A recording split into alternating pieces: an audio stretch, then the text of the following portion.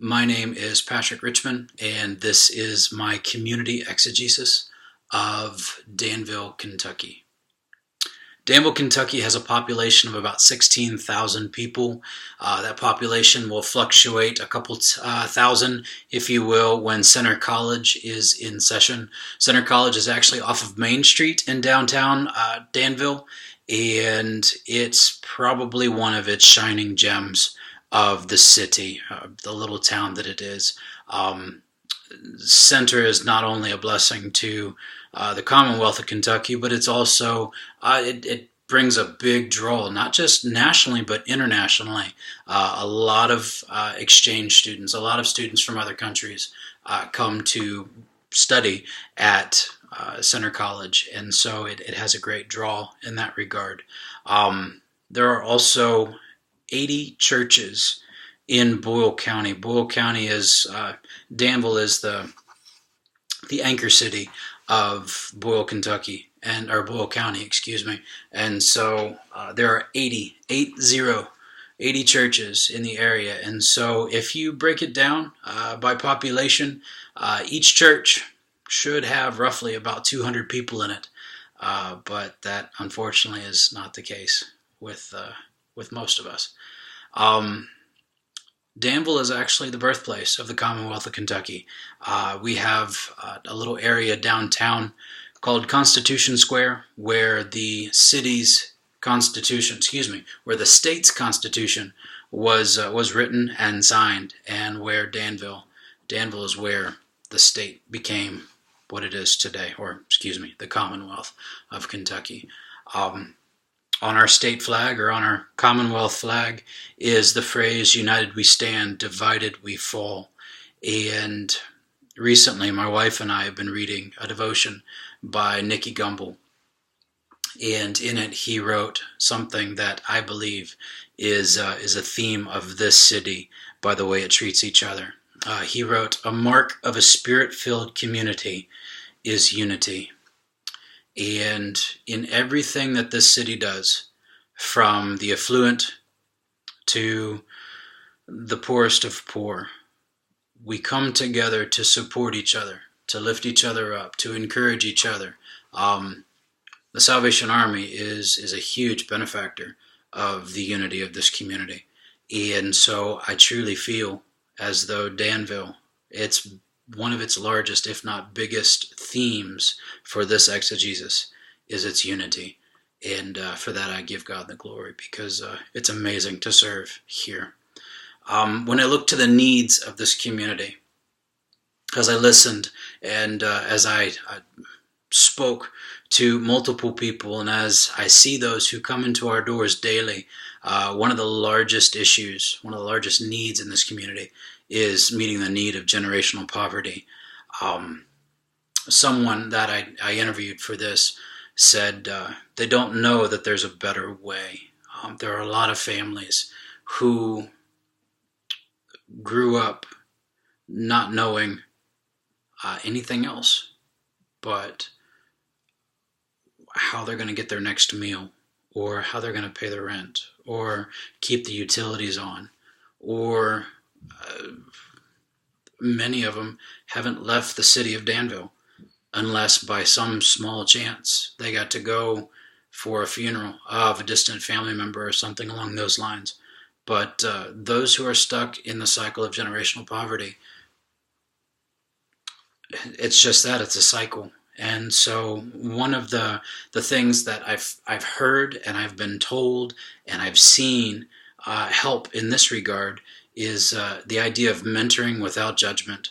And that's that's another theme of this exegesis, the idea of mentoring without judgment, that people will come alongside those in need and help support and lift up, and to see them through, whether it be a recent struggle, or maybe it's a need for better education, or anything along those lines. But the idea of coming alongside, again, that unity, mentoring without judgment. And I see that as a huge theme throughout this whole process of exegeting this community called Danville, Kentucky.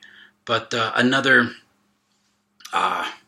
struggle that has affected the idea of generational poverty is mental health. And so with the idea of mental health, I also thought or saw that mental health was directly affected by spiritual health, and the other way around. If the spiritual health was declining and the morality of individuals was declining, their mental health would also do the same.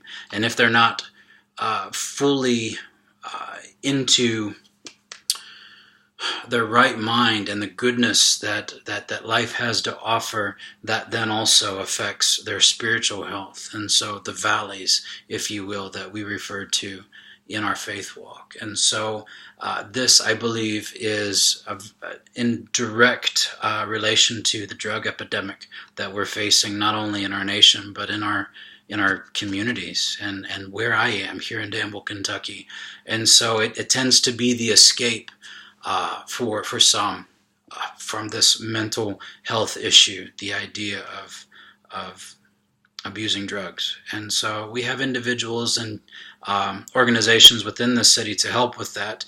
Kathy Miles is one of them that I spoke to. She runs a company called ASAP, and it's literally connecting individuals in need with organizations that can help meet that need. And so she's one of those that I see restoring in this community. Another need that shows up besides generational poverty, but is also right there meshed in the same bowl, would be our employment and the need for better pay. There are 8 major companies, 8 major manufacturers that used to be right here in Danville, and they've closed within the last 10 years. And so with those closings, you lose jobs. And with those lost jobs, again, mental health issues and the struggle of, I can't get another job, or what am I going to do now? Well, not only have the jobs left, but so has the idea of housing. The housing market and the expenses for housing has stayed the same. And so the high-paying jobs that were meant for those houses has now come down to minimum wage, but the housing market has not. The expense has stayed the same. And so we're now finding a lot of people coming to us with need. They get a job, but their job doesn't pay enough to stay in a house in this area. And so it really is a vicious cycle that there are different agencies within the city that are trying to help with Section 8 housing and affordable housing and all that jazz, but it really is an uphill battle that it's beyond my control to change, but I hope and pray that we can help in this regard. Where do we see God at work? We see God at work daily at the Salvation Army.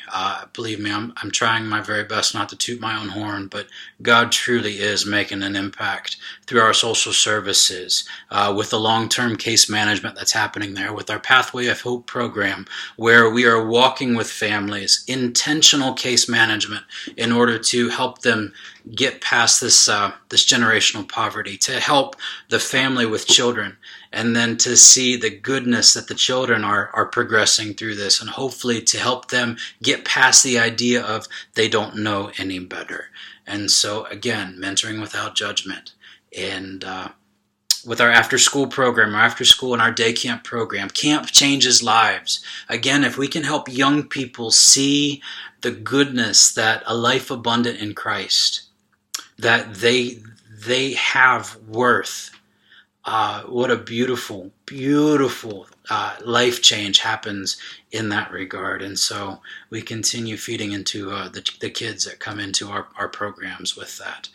It opens their eyes and it helps them to plant seeds for tomorrow that we hope would help get past this breakdown and this hurt called generational poverty. We have a church across the road from the Salvation Army, the Danville Church of God. They're involved specifically with the addicted.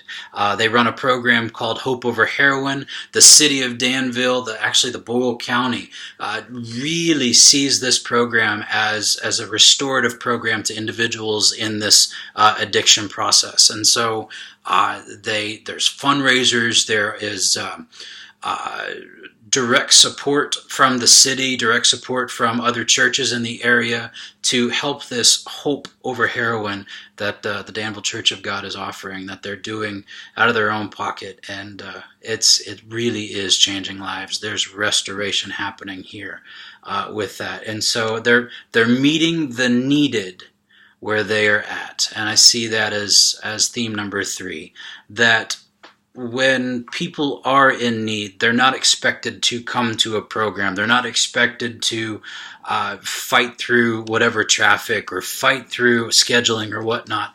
The programs, the services, the ministries, many of them go to them. And so I see that as theme number 3 in this exegesis, that people are met in their place where they are needed. They're not meant to clean up, to come to us. We go to them. And so I see that again with the unity idea that this community offers. There's a shepherd's house. That's the name of the program. It's a rehab intended for reentry into the community, into society. And so, again, restoring there. And Grace Cafe, which is a farm-to-table cafe. They make beautiful food. It's a pay-as-you-can. So I could go in there and pay the suggested price of $8 a meal, or I could pay more, and that would go towards somebody else's meal. Or if you go in there, you don't have any money, you can go in, they'll get you a plate, you eat fantastically, and then you're encouraged to work for an hour or 2 to help pay off that meal. And simple things, washing tables, doing dishes, taking out the trash, all that jazz. So really, really awesome program. Where do I see change? Where have I heard change within the community? All of these changes through generations directly relate to the needs I just mentioned. And so we find parents being younger and younger and younger. And with the younger parents comes older guardians, grandmas and grandpas, great grandmas and grandpas, taking care of babies and the babies who had the babies. And so that tends to be, that's becoming more and more of a change within this community. Also, there's the limited affordable housing, there's a larger number of multi-generational families living in a household. So again, great grandbabies living with great grandparents and all the parents in between. And so we see that, or I see that, and I've heard that in the community as a change that's happening here. So not necessarily a change for the better, but one that I pray we can help through unifying, by being together, by being in one accord, if you will, as a community in unity, mentoring without judgment, and meeting the needed, and meeting that need where it's at.